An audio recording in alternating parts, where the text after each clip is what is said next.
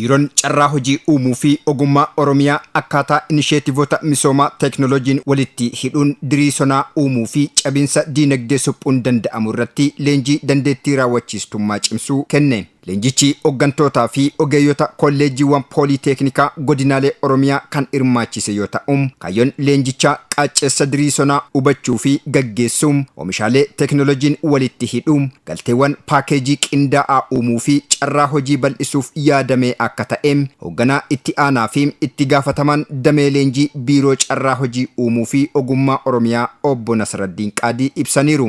Baay'een keessan akkuma hubattan job creation irratti mootummaan barana bifa addaatiin kan itti deemu keessaa federaal irraa jalqabee carraa hojii qaacceessa diriirsonaa irratti hundaa'edha. Akka biyyaatitti waa bal'aa qabna. Potenshaala bal'aallee qabna. Garuu potenshaala sana akkatti itti fayyadamnu wajjin wal qabatee gaaffii guddatu jira jechuudha. Dhimmoota kana wajjin wal qabatee gara tokkoon qotee bulaa yookaan intarpiraayizoota dhimma kanarratti bobba'an cimsuu galii isaanii dabaluu ta'a. Gara birootiin immootu ergama guddaa kan biiroo kennaa kan ta'e carraa hojii ogummaan durfamuuf itti fufiinsa qabu diriirsonaa irratti uumuu ta'aatiin jira jechuudha.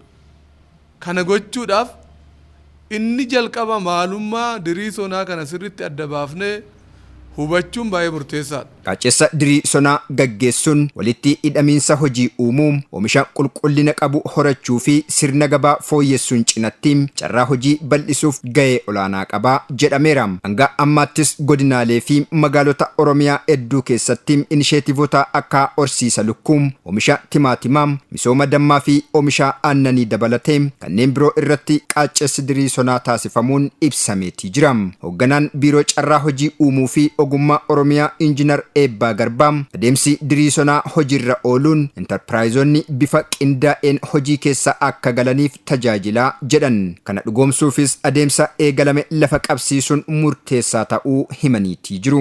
Qorannoon gaggeeffame kun is perfect. So waan kana akkamitti lafa buusnaa waan jedhu mari'achuu barbaachisaa yookaan qabannee ba'uu qabna. Akkamitti lafa buusnaa? Hojii qabatamaatti jijjiirraa. Tokkoffaa wanni dookumentiin kun kanaan duras isin ergamee jira.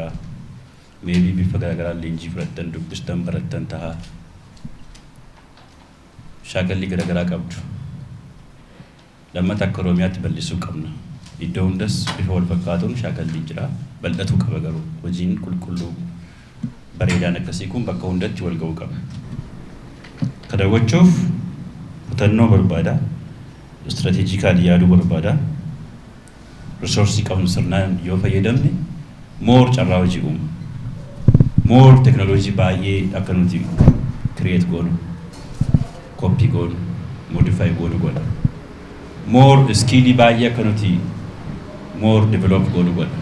Leenjii hubannoo kana booda sona oomishtummaa dijitaalessuun walitti hidhamiinsa seektaraalee uumuun baay'inaa fi saffisa yeroo oomishaa dabaluun cabinsa diinagdee akka biyyaatti jiru suphuuf kan hojjetamu ta'us kanneen leenjicha qooddatan ibsaniitii jiru.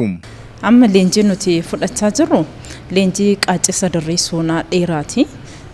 Kanaan dura itti yaalamaa ture garuu hojiirra wanti oolin jiru akka kolleejjii pooliiteeknikaa hundumaatti jechuudha. Kolleejjii pooliiteeknikaa 21 jira. Hundumaa irratti yaalamaa jira garuu qabatamaadhaan wanti argame hin jiru. Leenjiin irraa kennamaa jiru extend value chain irratti waan tokko hojjechuudhaaf value chain isaa akkamitti hojjechuu akka dandeenyu leenjii kennamaara.